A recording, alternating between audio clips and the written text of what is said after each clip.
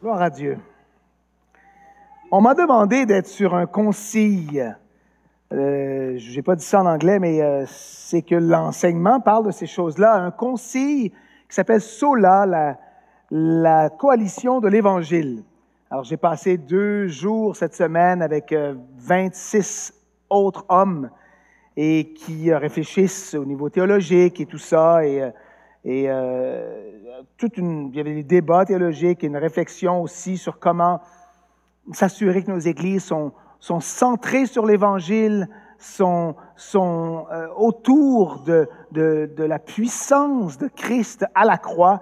Et c'est drôle parce que quelques jours après avoir passé ce temps-là avec des frères, je me retrouve à enseigner cet enseignement qui est au cœur de cette théologie qui on pourrait appeler réformée ou calviniste. Mais là, on va essayer ensemble de réfléchir de façon équilibrée sur ce grand concept qui est l'amour de Dieu. Comment est-ce que l'amour de Dieu, à la lumière de Noël, de ce don de Christ dans sa naissance, ce moment si beau, si joyeux qu'on va célébrer ensemble. Et nous, en tant que chrétiens, ça a une belle signification pour nous, Noël. Je sais pas, c'est émouvant. Quand on regarde les livres, ou on pense à sa naissance de façon si humble et tout cela. Mais évidemment, et on sait le message, c'est que ce qui est le plus touchant, c'est que ce petit enfant-là, comme beaucoup de vos petits-enfants merveilleux, puis j'apprécie en parent que vous êtes là semaine après semaine. Je sais que c'est pas facile, stationner loin. Je le dis aux gens, je rencontrais des gens qui ont des services le matin, tout ça. Je dis, écoute, on a une congrégation qui paye le prix. C'est pas mon but. J'aimerais qu'on se rencontre à 10 heures, qu'il fasse soleil, qu'on ait une shuttle qui nous amène. Non, c'est pas vrai, mais que le stationnement soit direct là. Écoute, au début, on était à l'Armée du Salut. Et on avait un stationnement souterrain, gratuit, au chaud, là, avec un ascenseur qui montait direct dans l'église. C'est ça que je voudrais pour vous. Alors, parents, merci d'être là et de chercher l'Éternel à votre méthode. Et évidemment, tous les autres, je sais que vous aussi, vous pourriez faire 1000 autres choses le dimanche après-midi, quand il fait noir et fret, qu'être ici à chercher l'Éternel. J'apprécie beaucoup votre don d'être là. Mais ce que je voulais vous dire, c'est qu'on se pose la question sur ce don extraordinaire de Christ. Et nous, on sait que non seulement c'est la naissance de Jésus, petit enfant merveilleux, mais c'est cette mort annoncée et cette mort substitutive pour nos péchés. Une mort brutale et horrible du petit enfant qui deviendra grand et qui sera crucifié. Donc, ça nous fait poser des questions sur l'amour, ce Dieu d'amour. Comment fonctionne-t-il et comment veut-il que nous puissions le représenter? Et comment on peut comprendre cet amour-là? Et je pensais que ce serait bien, dans le contexte de Noël, et cette semaine et la semaine prochaine, de réfléchir à cet amour extraordinaire que Dieu nous a donné à travers son Fils unique, Jésus-Christ. Il y a longtemps, des tribus parcouraient l'étendue russe, un peu comme les tribus amérindiennes parcouraient les Amériques. Les tribus qui contrôlaient les meilleurs terrains de chasse et les meilleures ressources naturelles étaient souvent dirigées par des leaders forts et sages. L'histoire d'une tribu en particulier, dont le succès fut dû en grande partie à la loyauté et la sagesse des lois établies et appliquées de façon continuelle par un chef noble, aimé, apprécié de tous et chacun dans la tribu. Un jour, il fut rapporté qu'au cœur de la tribu, un petit groupe d'hommes et de femmes, il y avait un ou une voleuse, quelqu'un qui allait dérober des choses dans les tentes et dans les lieux où les gens habitaient. Le leader publia une proclamation que le voleur, lorsqu'il serait capturé, recevrait jusqu'à 40 coups de fouet, sachant que seuls certains pourraient survivre à une telle punition qui était fort sévère. Malgré l'avertissement, les vols continuèrent. Un jour, enfin, le voleur fut finalement appréhendé. Et à l'horreur de tous, le voleur s'avéra être la propre mère du leader, du chef de la tribu, une femme d'un certain âge. Une de ces lois même, au cœur de cette tribu russe, exigeait aux enfants d'aimer leurs parents, de les honorer, de les respecter. Ça, c'est universel, on le sait. Mais aussi, en tant que leader, il devait faire préserver la loi dans cette tribu en question. Alors les gens gardaient un œil. Qu'est-ce qu'il va faire avec sa maman? Le jour arriva où la punition, où le châtiment devait être mis en action. La tribu était réunie autour d'un grand poteau. Le chef entra bientôt, prit sa place sur son trône. Puis 2 guerriers imposants conduisirent sa petite mère fragile dans l'enceinte et l'attachèrent à ce poste tout doucement. Enfin, le bourreau, très inconfortable, un homme puissant, musclé, enleva une partie du vêtement du dos de la dame pour dévoiler un dos affaibli par l'âge. Comme il s'approchait de la petite femme, les gens autour retenaient leur respiration. Il y avait un silence de mort, une anxiété inouïe. Le bourreau prépara le fouet, le leva, et soudain le chef leva sa main. Tout le monde soupira. Oh, heureusement, ça n'aura pas lieu. Et effectivement, le chef arrête la condamnation, se lève lui-même, s'approche de sa maman et en s'approchant, enlève sa propre chemise, son propre manteau pour dévoiler un dos puissant et musclé et enveloppe le corps fragile de sa maman et expose son dos au bourreau qui était là. Et à ce moment-là, il dit, procédez au châtiment, procédez au châtiment. L'histoire vraie, paraît-il, qui nous représente parfaitement ce que Jésus a fait. Il n'a pas empêché le bourreau de nous faire payer ce que nous avions fait comme voleurs, menteurs, tout ce que vous pouvez imaginer dans les listes de péchés. Mais il s'est mis entre nous et la colère de Dieu. C'est lui qui a reçu le puissant châtiment du Père sur son dos, sur sa tête, par la croix, par les clous. Et cet amour-là est l'amour le plus représentatif de la personne de Dieu.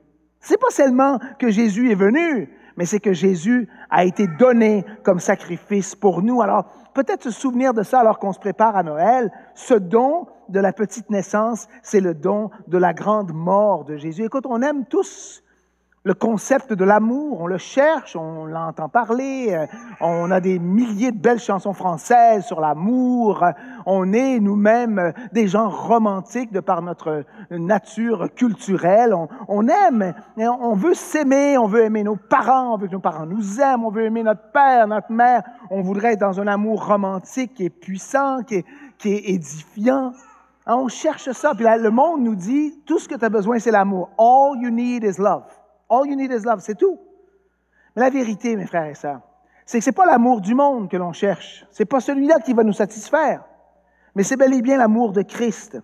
La vérité, c'est connaître l'amour. C'est connaître Christ et son don de lui-même. C'est ça l'amour. Alors, dans 1 Jean, chapitre 3, verset 16, nous avons connu l'amour en ce qu'il a donné sa vie pour nous. C'est comme ça qu'on a connu l'amour. As-tu connu l'amour? Est-ce que tu connais l'amour? Il a donné sa vie pour toi. Si tu es né de nouveau, il a donné sa vie pour toi, tu connais l'amour et tu es donc amoureux de celui qui t'a tant aimé. Seigneur Jésus, je prie que tu nous éclaires, tu nous aides à marcher sur cette corde raide de cet amour extraordinaire pour nous pécheurs, pour nous sauver, mais pour celui qui n'est pas sauvé. Ou enfin, aimes-tu le non sauvé? Aimes-tu le monde? Aimes-tu le cosmos? Seigneur, je prie que tu nous parles, tu te révèles à nous, tu nous aides à se préparer le cœur pour cette fête de l'amour de Noël, pas l'amour de la Saint-Valentin, mais un amour encore plus grand, plus glorieux, celui de Christ Jésus. En ton nom, nous prions. Amen. Tu as connu l'amour, tu as connu Christ, tu as connu son don. Écoutez, Jésus, c'est l'alpha et l'oméga. C'est tout, c'est le début et la fin. Et donc, on voit cet amour-là dès le début du livre de la Genèse. Première fois que le mot « amour » est utilisé, dans la Genèse 22, 2. Dieu dit, prends ton fils, ton unique, celui que tu aimes, Isaac, va-t'en au pays de Moria, et là, offre-le en holocauste sur l'une des montagnes que je te dirai. Celui que tu aimes, ton fils unique, évidemment, nous montrant que Dieu enverrait son fils unique, comme Abraham donne Isaac, fils unique, représentation de cet amour parfait, de cet amour sacrificiel. Mais la dernière fois, ça va plus loin, dans le livre de l'Apocalypse, où on voit l'amour, c'est dans l'Apocalypse 1, chapitre 1, versets 5 à 7. Regardez. De la part de Jésus-Christ, le témoin fidèle, le premier-né des morts et le prince des rois de la terre, à celui qui nous aime, qui nous a délivrés de nos péchés par son sang et qui a fait de nous un royaume des sacrificateurs pour Dieu son Père, à lui soit la gloire et la puissance au siècle des siècles. Amen. Par son sang, il nous a lavés, délivrés de nos péchés. Écoutez, le sang, c'est quelque chose, on s'imagine, on a vu des films, tout ça, mais récemment, je me suis procuré des nouveaux couteaux et je suis bien content que c'est moi qui ai vécu l'expérience. Pas des très bons couteaux, mais des couteaux très coupants. Et je me suis coupé, mon ami, mais le sentiment de ce métal qui rentre dans ta chair, je le sens encore. Je fais ça, puis je le sens encore sur mon doigt, là. Et évidemment, ça coulait, là. Heureusement, j'avais des petits sparadrapes pour refermer la plaie, et ça s'est bien refermé, c'est un doigt, mais c'était abondant. C'est une chose. Délivré, puis en anglais, c'est « washed by the blood ». Il en faut du sang, là. Pour laver quelque chose, là, avec ton sang, là, il faut que ça soit abondant.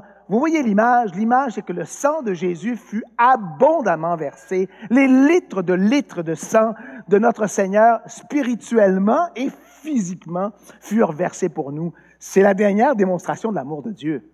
Hein? C'est cette démonstration de son amour versé où il nous délivre par son sang. L'amour du Père et de Jésus, c'est clair, c'est le don de la vie de Christ. C'est ça, son amour. C'est comme ça que tu sais qu'il t'aime plus que toute autre chose. Et donc, il ne faut pas se leurrer que c'est la vie abondante ou les bénédictions ou les ressources ou la beauté de la nature. Tout ça, c'est bien, ça fait partie de son plan. Mais sa représentation active de son amour, c'est son sacrifice pour toi et pour moi. Parce que ça commence dans l'amour intratrinitérien. Hein? Jésus, le Fils, le Père et le Saint-Esprit sont ensemble depuis toute l'éternité. Et dans Jean 15, 9, ça nous dit « Comme le Père m'a aimé, je vous ai aussi aimé. Demeurez dans mon amour. » J'ai été aimé par le Père. On nous disait dans Jean chapitre 1, au tout début, que le Logos était face à face, proche, était avec Dieu.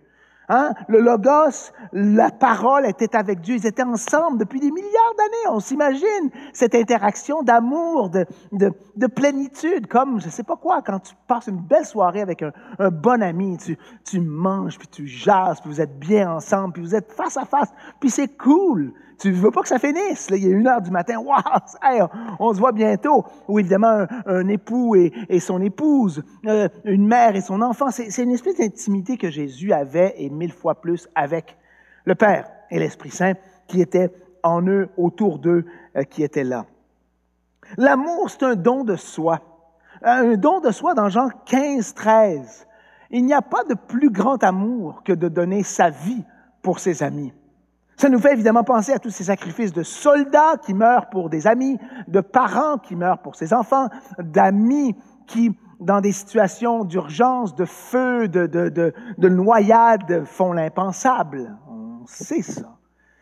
Mais vous allez voir dans un instant, c'est qu'on connaît la théologie, c'est que Jésus est mort pour les païens. Il est mort pour enfin celui qui ne l'aimait pas ou celui qui était endurci. Où est-ce le cas? Écoutez, quand tu parles de l'amour de Dieu, tu te retrouves rapidement sur cette théologie complexe et importante qui doit être mentionnée pendant quelques minutes. Jésus est-il mort pour le monde entier? A-t-il aimé le monde entier?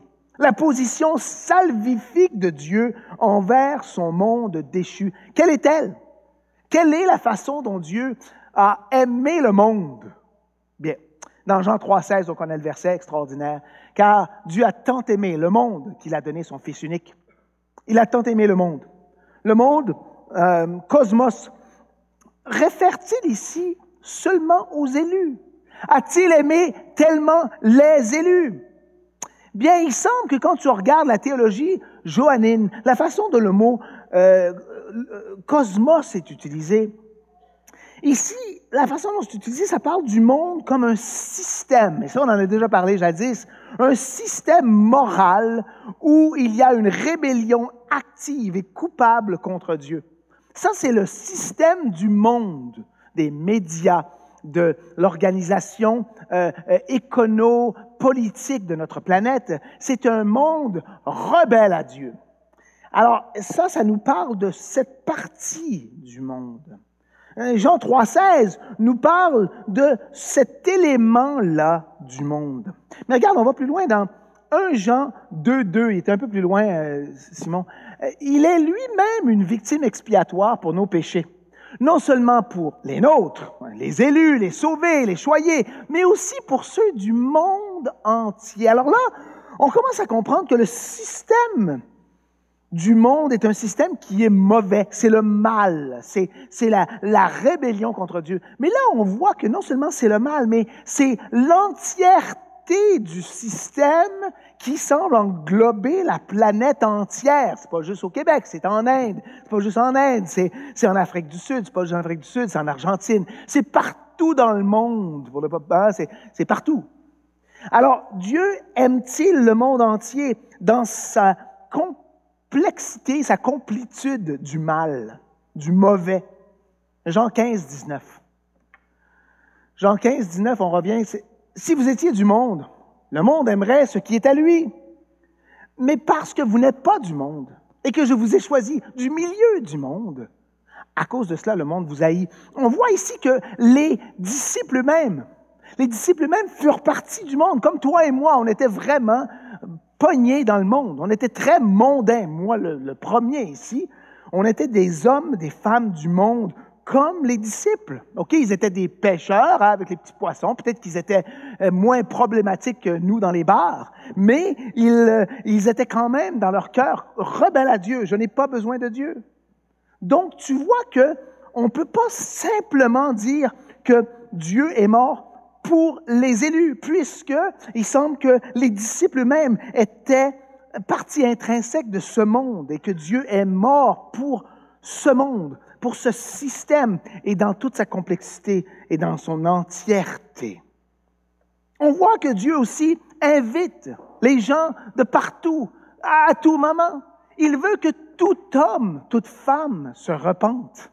Il est clair, on le voit, l'appel constant à l'entièreté, évidemment, l'Israël qui est l'exemple à maintes reprises dans l'Ancien Testament. Dans Ézéchiel 33, 11, « Dis-leur, je suis vivant. Dis le Seigneur l'Éternel ce que je désire. Ce n'est pas que le méchant meure, c'est qu'il change de conduite et qu'il vive. Revenez.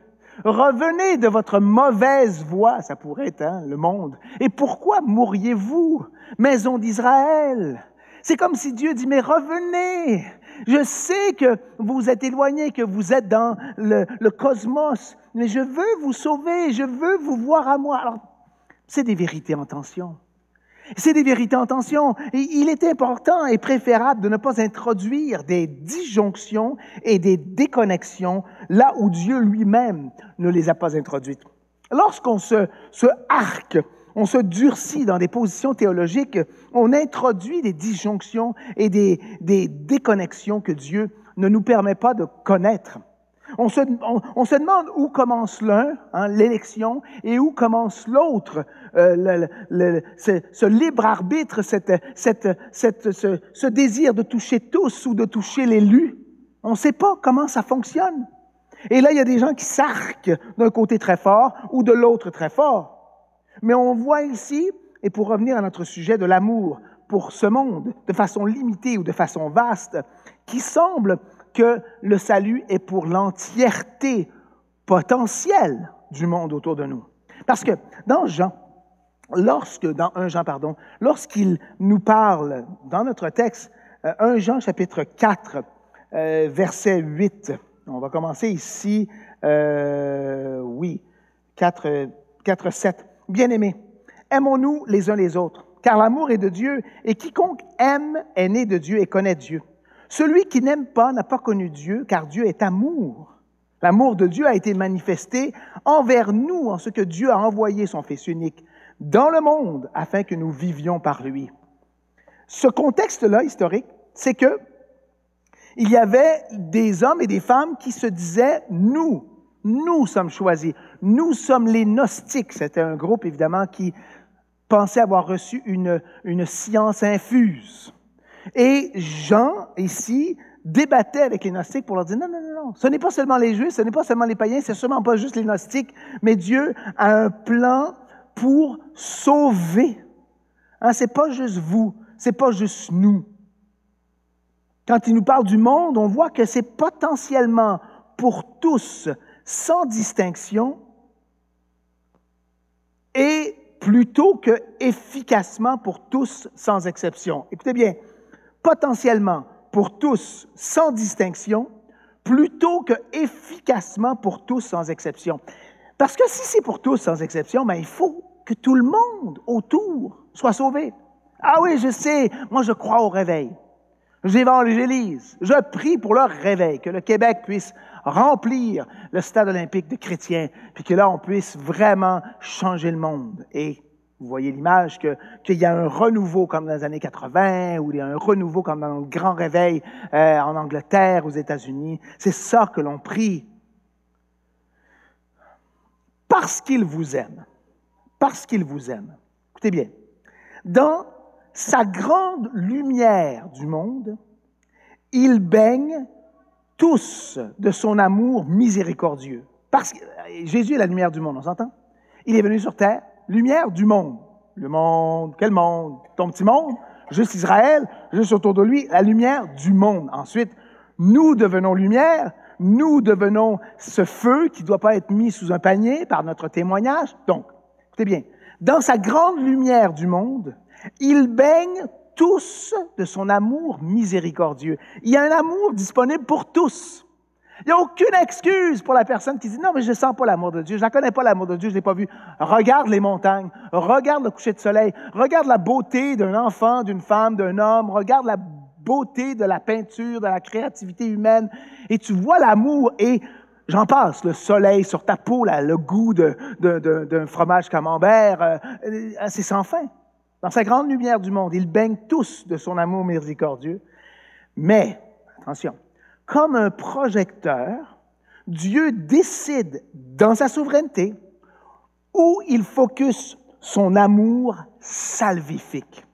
OK, tu as l'amour qui est partout, qui est là, dans lequel on baigne. On s'entend là-dessus? Même avant ton salut. Mais après, Dieu cherche. Il cherche qui il va sauver. Qui et sur qui cette lumière puissante sera déposée pour que cet homme, cette femme ait un réveil, une renaissance, une régénération. L'amour est pour tous, mais l'amour salvifique est spécifique. OK? Ou sinon, tu aurais cet amour total qui ne fonctionne pas. Oh, des fois ça fonctionne, des fois ça ne fonctionne pas. C'est toi. Bonne chance. J'espère que toi, tu vas accepter. Et là, tu te dis, attends une minute, si cet amour salvifique est universel, il faudrait que tout le monde soit sauvé. Dans Deutéronome 7, 7 et 8. Et c'est important, mes frères et sœurs, qu'on comprenne ça. Ou sinon, tu te dis, mais pourquoi moi je suis sauvé, puis mon ami, mon frère, ma sœur, les gens autour de moi ne sont pas sauvés? Mais qu'est-ce qui se passe? Ce n'est point parce que vous surpassez en nombre tous les peuples que l'Éternel s'est attaché à vous et qu'il vous a choisi. Car vous êtes le moindre de tous les peuples. Mais parce que l'Éternel vous aime, parce qu'il a voulu tenir le serment qu'il avait fait à vos pères, l'Éternel vous a fait sortir par sa main puissante, vous a délivré de la maison de servitude, de la main de Pharaon, roi d'Égypte. C'est pas parce que vous avez un plus grand nombre, c'est pas parce que vous êtes extraordinaire, mais c'est parce qu'il vous aime. Alors cet amour-là, salvifique, qui te sauve des mains du Pharaon, c'est lui qui le décide, c'est lui qui l'envoie, c'est lui qui le perce dans cette noirceur évidente autour de nous. 1 Timothée 4,10, nous travaillons, en effet, et nous combattons, parce que nous mettons notre espérance dans le Dieu vivant. Écoutez bien, qui est le sauveur de tous les hommes, principalement des croyants. Quoi? Sauveur de tous les hommes, principalement des croyants. C'est-tu incroyable comme texte? C'est que oui, il est sauveur pour tous, mais principalement pour celui qui sera né de nouveau. Ce salut est expérimenté, il est vécu, il est actif, il il t'amène à la nouvelle naissance. Donc, Nicodème, pour revenir à Jean, qui posait des questions à Jésus, on voit que l'Esprit l'avait déjà réveillé, il était allé voir Christ. Lui aura une conversion radicale, on le voit à la fin du livre de Jean, il aide Jésus à être enterré, il a un rôle important avec Joseph d'Arimathée, et lui a été sauvé par la lumière salvifique. Mais les autres autour, les autres pharisiens, les autres sadducéens, les autres qui ont entendu Jésus, ils ont vu l'amour, ils ont entendu l'amour, ils l'ont même senti, humé. Jésus était là, à côté d'eux. Ils ont vu l'amour, ils ont même touché l'amour. Mais pourtant, ils ne sont pas nés de nouveau. Je cède la parole à D.A. Carson, grand théologien, éduqué à Cambridge, auteur et éditeur de plus de 45 ouvrages, d'origine montréalaise, absolument fascinant comme personnage. On a eu la chance de le voir plusieurs fois enseigner ici. Écoutez bien ce qu'il dit. « Je soutiens donc que les arminiens et les calvinistes de positions théologiques opposées devraient affirmer à juste titre que le Christ est mort pour tous, en ce sens que la mort du Christ était suffisante pour tous et que l'Écriture décrit Dieu comme invitant, commandant et désirant le salut de tous par amour. » D.A. Carson continue en disant ceci. « De plus, tous les chrétiens devraient également avouer que dans un sens légèrement différent, le Christ Jésus, dans l'intention de Dieu, est mort, écoutez bien, efficacement pour les seuls élus. Voyons, les élus peuvent être la nation entière d'Israël ou l'Église en tant que corps ou individu. Dans chaque cas, Dieu, dit D.A. Carson, met son affection sur les élus d'une manière qui ne met pas son affection sur les autres. De même, dans le Nouveau Testament, Christ aimait l'Église, Éphésiens 5, 25. À plusieurs reprises, les textes du Nouveau Testament nous disent que l'amour de Dieu ou l'amour de Christ est dirigé, comme la lumière précise, focusée, vers ceux qui constituent l'Église. Tu deviens un fils et une fille de Dieu lorsque tu es né de nouveau, lorsque l'Esprit Saint habite en toi. Donc, tu es aimé de façon... Et moi, j'aime tous les enfants. Ils sont merveilleux, les enfants. Il y en a plein ici. Ils sont tous beaux, mignons, cool, ils courent, ils sont vivants. Je m'excuse, mais quand je tiens Clarisse, c'est différent. Ça bouge, ça tourne, wow, ses petites dents, son visage, je dis, wow, il y a quelque chose de particulier. C'est ma fille. Je la tiens, elle me connaît, je la connais. Puis quand j'entends sa voix derrière, je reconnais 90% du temps que c'est elle. Là, elle n'est pas là, elle ne me dérange pas, je l'entends. Mais donc, c'est ça avec Dieu. Il aime tous les enfants, toutes ses créatures. Mais son enfant, toi, là, qui es né de nouveau, là, il te tient dans ses bras. Et il veut t'aimer, te fortifier, te solidifier, te garder. Il connaît le nombre de cheveux sur ta tête. Il dit, waouh, ça tombe vite. Et il est là pour toi. Donc, il faut bien comprendre. Dans 1 Jean 4, 14. Et nous avons vu et nous attestons, que le Père a envoyé le Fils comme sauveur du monde. Nous attestons cela. Le point, c'est pas l'universalisme, ça devient dangereux. Tout le monde va être sauvé. Prêchons. Ben écoutez, oui, ça serait beau, kumbaya aussi. Hein? Il y a bien des choses qui seraient beaux, de l'argent qui tombe, comme tu sais, de l'argent, tu sais quand ça vole, l'argent pour papa t'attrape ça, puis là tu t'en vas dans le sud. Mais c'est pas ça. La réalité, c'est que tu prêches à des frères, des sœurs, des amis depuis des années. Et les gens sont endurcis, sont refusants, ils n'en veulent pas. Et sachons seulement en toute fin de vie si les gens seront convertis. Ce qui est clair, c'est qu'il est le Sauveur et que tout le monde entier peut être sauvé par lui. Il est possible. Il démontre le même type d'amour pour toute la planète.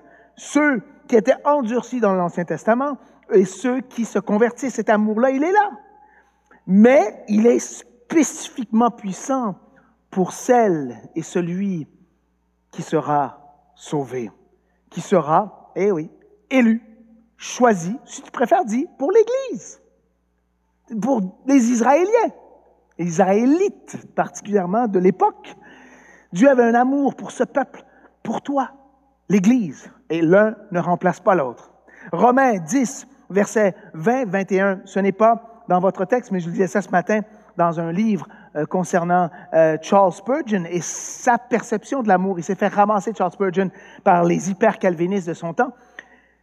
Écoutez bien ce verset incroyable. C'est Paul qui dit « Et Ésaïe pousse la hardiesse jusqu'à dire « J'ai été trouvé par ceux qui ne me cherchaient pas. Je me suis manifesté à ceux qui ne me demandaient pas. » Mais au sujet d'Israël, il dit, c'est Dieu qui parle évidemment, « J'ai tendu mes mains tout le jour vers un peuple rebelle et contredisant. » Ça, c'est confrontant et merveilleux. C'est que un peuple rebelle et contredisant, Dieu continue à les aimer. Donc, il faut faire attention, lorsque tu es hyper calviniste, tu te dis non, c'est seulement l'élu qui reçoit l'amour de Dieu. Et pourtant, on voit que le peuple endurci, que celui qui ne cherche pas, qui ne demande pas, est aimé par Dieu. C'est pour ça que tu évangélises. Parce que Spurgeon disait bien, sauve les élus et élise en plus. C'est que Dieu n'a pas fini sa job. Toi, tu mets de la lumière, boum, boum, boum. C'est pas toi qui vas mettre la lumière salvifique sur une personne, mais tu vas mettre une espèce de lumière générale. Dieu t'aime, Dieu a un bon plan. Regarde ce qu'il a fait dans ma vie. Bibliquement, nous ne pouvons pas échapper la conclusion que Dieu d'amour, Dieu miséricordieux, a un amour illimité pour l'entièreté de sa création. On voit ça d'ailleurs dans le Nouveau Testament, un texte incroyable. Dans le Nouveau Testament, un peu comme dans Romains 10, où on parle de l'Israël, dans Marc 10, il y a un jeune homme riche, on connaît l'histoire, jeune homme riche qui a tout. Bon maître, lui demanda-t-il, que dois-je faire pour hériter la vie éternelle? Marc 10, 21. Il te manque une chose, Jésus répond. Vends tout ce que tu as, donne-le aux pauvres et tu auras un trésor dans le ciel, puis viens et suis-moi. J'aime comment Jésus répond, c'est très simple, c'est puissant, c'est bien, il n'y a pas de problème, ça prend 10 minutes. C'est qui, Gigi, tu vends ça, mon ami, et puis tu vas voir, tu vas être libéré. Tu vas être libéré et je t'attends au coin de la rue. On est là, moi puis les disciples, on part ensemble, on va changer le monde ensemble. Malheureusement, on sait que le jeune homme riche n'accepte pas son péché. On le voit dans la façon dont il dit, mais j'ai tout fait ça, j'ai tout fait ça. Il n'accepte pas la seigneurie de Christ.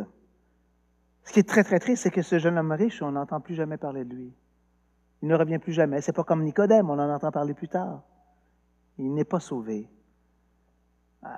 Écoutez, il est séparé pour toute l'éternité de Dieu. Je l'ai dit en anglais, il est en enfer pour l'éternité, maintenant. Parce qu'il s'est endurci. Il a dit non. Je n'ai pas besoin de toi, Seigneur. Oui, mais regarde, Jésus savait qu'il n'était pas élu. Ben voyons donc, Dieu, c'est Dieu, on n'est pas des niaiseux, là. Alors, pourquoi est-ce que Jésus aurait partagé à cet homme-là qui est de toute évidence pas sauvé? Et pourquoi il aurait partagé? Pourquoi il aurait dit, viens, suis-moi? Et en plus, bingo, Marc 10, 21a, Jésus, l'ayant regardé, l'aima. Wow, je t'aime, man. Viens, je t'aime. Ne pars pas, ne fais pas ça. J'ai un amour réel, on le sent. Quand Jésus regarde Jérusalem et il pleure, c'est qu'il sait que 90% de ces gens-là vont être tués lorsque le temple sera détruit en 70. Le sang de ces gens-là va couler sur les rues de Jérusalem, nous dit l'histoire. Et Jésus pleure pour eux. Alors, on n'a pas un Seigneur qui regarde et dit, toi, tu n'es pas sauvé.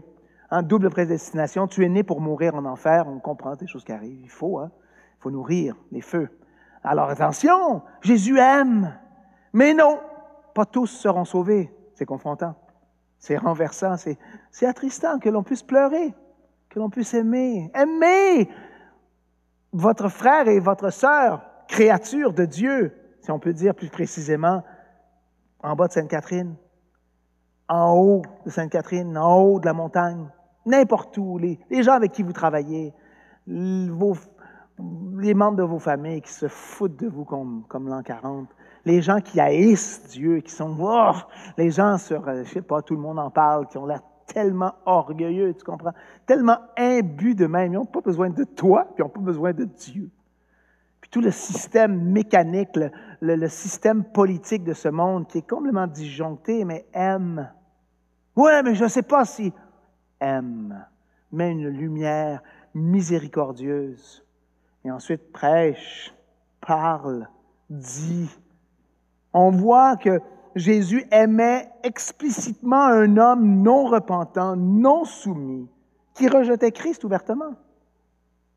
L'amour de Dieu s'est manifesté, mes frères et mes sœurs. C'est le don de Dieu en ce Noël, c'est ce Jésus, c'est l'amour manifesté. Je le disais tout à l'heure, 1 Jean 4, 9 et 10, l'amour de Dieu a été manifesté envers nous en ce que Dieu a envoyé son Fils unique dans le monde afin que nous vivions par lui. Et cet amour consiste non point à ce que nous avons aimé Dieu, mais en ce qu'il nous a aimés et a envoyé son Fils comme victime expiatoire pour nos péchés. L'amour de Dieu s'est manifesté, mes frères et sœurs, dans un don extraordinaire. C'est ce don dynamique, vibrant, puissant. Hein, c'est ce don d'être une victime expiatoire, comme on a dit, le papa, le fils qui meurt pour, je ne sais pas s'il meurt, mais il souffre, s'il vous plaît, pour sa maman. On voit le don extraordinaire de sacrifice, de propitiation que Dieu demande. Il fallait qu'il y ait cette punition-là de façon évidente. Moi, j'ai une question pour vous. Est-ce que vous méritez son amour? Est-ce que vous méritez son amour? Êtes-vous aimable? Hein? Êtes-vous aimable à cause du grand amour dont il nous a aimés, dit la parole? Es-tu aimable? Écoute, il ne faut pas se leurrer. Hey, c'est un grand amour, là. Alors, si tu veux ce grand amour, il faut que tu sois une grande personne, là, un Spurgeon, je ne sais pas quoi, une sainte femme. Mais non, arrête d'essayer, tu ne réussiras jamais. En tant que pécheurs, nous recevons son amour par la grâce de Dieu seulement. C'est ça la bonne nouvelle, c'est ça l'Évangile. L'Évangile, c'est que tu n'as rien à faire. Qu'est-ce que tu veux? Wow, bon deal, je te dis, mais-en, comme on dirait par chez nous. Romains 5, 6 à 9. Car lorsque nous étions encore sans force, bon, on n'en a pas beaucoup, mais on en avait moins encore, Christ, autant marqué, est mort pour des impies.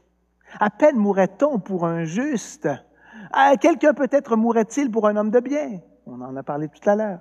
Mais Dieu prouve son amour envers nous en ce que, lorsque nous étions encore des pécheurs, Christ est mort pour nous. À plus forte raison donc, maintenant que nous sommes justifiés par son sang, serons-nous sauvés par lui de sa colère. Frères et sœurs, il est mort lorsque nous étions à notre pire. Et on n'est pas beaucoup mieux, oui, une sanctification qui s'est faite, mais son amour, c'est une grande grâce, c'est un grand cadeau. Même quand on pêche, on est loin de lui, on doute, on souffre, on est anxieux, inquiet. Il nous aime. Son amour couvre une multitude de nos péchés. La bonne nouvelle, c'est que Jésus n'a pas décidé de dire, bon, on oublie tes péchés. Hein? C'est beaucoup avant ton salut, puis c'est même un peu trop maintenant encore, Sébastien. On va mettre ça de côté. Ah non, il ne faut pas. Il faut que ce soit un Dieu juste. Si le papa avait dit, bon, on oublie ça, si le fils avait dit, on oublie ça, on ne punit pas la mère, là, voyons donc. Puis le prochain voleur, on verra. Tout le monde se met à voler, puis ça devient complètement la folie. Mais non, il faut une justice. On veut un Dieu qui ne compromet pas sa propre sainteté. Tu veux un Dieu qui va manifester sa justice envers toi, mais envers les autres. Tu ne veux pas un amour qui est une apathie. Ah, ouais, fais ce que tu veux, man. Whatever. Ouais, c'est ça. Je t'aime, prends des drogues, bois, couche. C'est ton affaire, tu sais. Moi, je suis relax, peace. Mais non, c'est pas ça que tu veux. Tu veux quelqu'un qui t'aime et qui te dit, écoute, je t'aime tellement. Viens, on va marcher ensemble pour que cette vie-là s'améliore. La vraie bonne nouvelle, c'est que Dieu lui-même, par le sacrifice de son Fils, a payé le prix du péché. Il l'a payé. Il a pris l'initiative. Il a répondu. Son amour est absolument non mérité par l'humanité qui est pécheresse. Dans la mort du Christ sur la croix, il y a là la plus haute représentation de l'amour divin. On cherche encore une fois, au tout début on a dit on a besoin de l'amour, on veut l'amour, on cherche l'amour. All you need is love, l'amour divin que tu veux, que tu cherches, que tu désires, puis tu le cherches de toutes sortes de façons, on comprend. Mais Dieu a envoyé son Fils unique pour te montrer cet amour-là. C'est un amour démontré à l'humanité pécheresse, dans Éphésiens 2, 4 et 5. Mais Dieu, qui est riche en miséricorde, à cause du grand amour dont il nous a aimés, nous qui étions morts par nos offenses, nous a rendus à la vie avec Christ. C'est par la grâce que vous êtes sauvés. C'est-tu beau, hein? Nous qui étions morts, il nous a rendus à la vie avec Christ. Mais il nous a aimés d'un grand amour. Un grand amour. Je veux cet amour-là, je veux le connaître, je veux le saisir. Quand nous étions à notre pire, le plus perdu, il nous a donné son Fils unique pour nous. Nous étions incapables de s'amener nous-mêmes à Dieu. Il est venu, il est né à Bethléem. Il a vécu et il est mort pour toi et moi. C'est un genre d'amour désintéressé, immérité, qui dépasse complètement notre compréhension limitée et infiniment petite. Ça, c'est vraiment un amour qui est difficile pour nous à saisir. C'est pour ça qu'on en parle, on essaie de saisir la grandeur de cet amour-là. On conclut. Et on conclut même plus tôt. Nous devons être enracinés et fondés dans l'amour, qui est le titre de notre étude aujourd'hui. Enracinés et fondés dans l'amour. Dans Éphésiens 3, 14 à 19. Éphésiens 3, 14 à 19.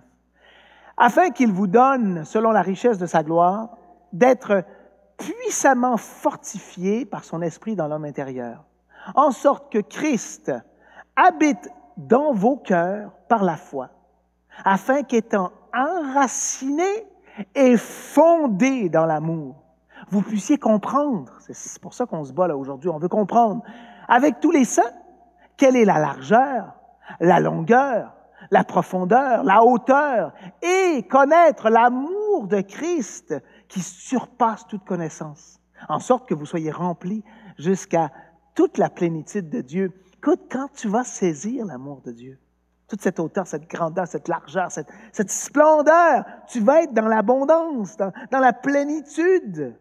Est-ce que ça te manque, cette plénitude? Est-ce que tu te sens, je ne sais pas, un peu sur les fumes, sur les dernières vapeurs de ton auto, dans ta capacité de générer joie, confiance, assurance? Te sens-tu fatigué, épuisé? Tu as besoin de cette abondance en Christ. Il faut comprendre la plénitude de Dieu qui est dans son amour. C'est pour ça qu'on en parle. Écoutez, je vous demanderais, qu'est-ce qui vous pousse? Quel est votre motif, votre motivateur, votre essence, votre carburant quotidien? Vivez-vous encore pour vous-même? Et ça inclurait peut-être ta famille, tes siens. Je vis pour moi et mon clan. Le reste, c'est déjà beaucoup. Je reçois beaucoup de mon clan, mes amis, mes frères, mes sœurs, mes amours, mes enfants, mes roommates, ma communauté chrétienne. Je vis. Écoutez, qu'est-ce qui vous pousse? Quel est votre carburant? Vivez-vous encore pour vous-même ou pour Christ Jésus? 2 Corinthiens 5, 14 et 15, vous voyez où je veux en venir. Car l'amour de Christ nous presse. Hein, ça, c'est le carburant, c'est la pression, parce que nous estimons que si un seul est mort pour tous, tous donc sont morts. Et qu'il est mort pour tous, afin que ceux qui vivent ne vivent plus pour eux-mêmes, mais pour celui qui est mort et ressuscité pour eux. Tu ne vis plus pour toi. Tu ne vis plus uniquement pour ceux qui t'entourent, mais tu vis pour lui. C'est son amour qui est ton carburant, qui est ta pression, qui est ta capacité de monter vers le ciel, vers les nues, c'est ton moteur, c'est ta force. Écoutez, pouvez-vous dire, voulez-vous pouvoir dire, parce que vous savez aimer, Galates 2.20. Galates 2.20 nous dit, j'ai été crucifié avec Christ. Et si je vis, ce n'est plus moi qui vis, c'est Christ qui vit en moi.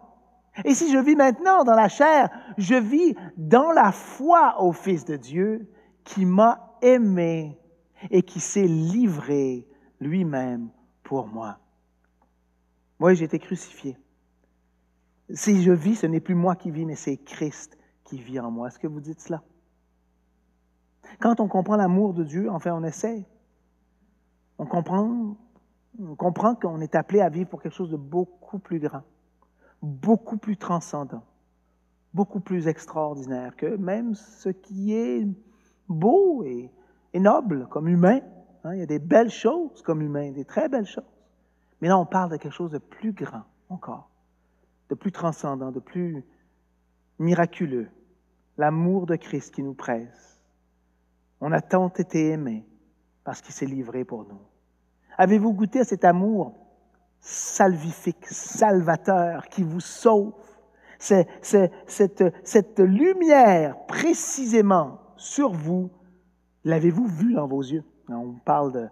Alors que Nat s'approche pour faire une chanson, on pense à Paul sur le chemin de Damas, qui a eu cette grande lumière. Hein, c'est une lumière salvifique, c'est Christ qui est venu, qui lui a parlé, qui s'est révélé à lui. As-tu vécu ça? Es-tu né de nouveau? As-tu reçu cette lumière qui sauve, très spécifiquement, très électrice? Je t'ai élu, je te sauve, tu es élu, je te sauve, je te tire. L'as-tu vécu ça?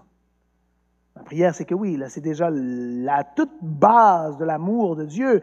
Mais ensuite, il y a l'amour miséricordieux qui entoure notre vie. On la voit, même autour des non-croyants. On se dit, wow, t'es aimé, mon gars, puis tu le vois pas. T'es aimé, ma fille, puis tu le sens pas. Je sais pas, toutes sortes de bénédictions extraordinaires dans ta vie, puis tu sais même pas d'où ça vient. Tu sais. Ça vient de l'amour de Dieu. Je prie que si vous n'avez pas vécu cet amour salvifique, vous le demandiez, vous vous ouvriez à celui-ci, comme le jeune homme riche. OK, je m'en vais tout vendre, même pas, m'en fous, m'en vais. Je quitte mon poste de péager, comme Matthieu, puis je pars. Je m'en fous, prenez-le. C'est pas important pour moi, je suis Jésus. J'ai trouvé le trésor dans le champ, je vends tout pour le trésor. Je prie que ce soit notre expérience à nous. Puis comme chrétien, que cet amour-là devient très clair, puis qu'on se dise, wow, c'est à moi à participer à cette lumière salvifique en prêchant l'Évangile, en partageant à d'autres, en étant lumière moi-même pour que les gens disent, wow, ça vient toute la lumière, mais laisse-moi te dire d'où ça vient. Et là, l'Esprit Saint fait une œuvre, et là, il peut sauver les êtres autour de vous. Mais pour ça, nous, il faut comprendre cet amour-là, il faut le vivre, il faut se dire, ouais, Noël, c'est plus qu'un bébé Jésus, mais c'est un Jésus crucifié pour mes péchés. C'est celui qui a mis son dos pour protéger le mien, protéger mon cœur. On mérite d'être détruit, on ne l'est pas, on voit bien, on est ici, là. On est très bénis. Seigneur Jésus, merci pour ces frères et ces sœurs. Merci pour ton amour extraordinairement équilibré, balancé, parfait, bon, véridique. Seigneur, tu aimes et tu veux sauver plus. Tu veux amener des hommes et des femmes à la connaissance de l'Éternel. Tu nous as sauvés, Seigneur, et tu désires que l'on vit dans cette abondance, que l'on expérimente cette abondance. Oh Seigneur, je prie que chaque homme et chaque femme ici puisse comprendre la largeur, la hauteur, la grandeur, la magnificence de ton amour. Et qu'on puisse la redonner autour de nous. Évidemment, tu nous dis très simplement, en plus, les commandements sont de base, on en parle peut-être la semaine prochaine, mais aimez-moi puis aimez votre voisin. Tu sais. Alors, tout ça se traduit par amour. Tu m'aimes, puis tu aimes les gens autour. Fais de moi, de nous, un homme qui t'aime, une femme qui t'aime et qui aime voisin qui nous entoure. On t'aime, Jésus.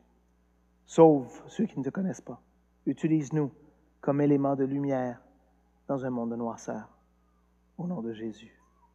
Amen.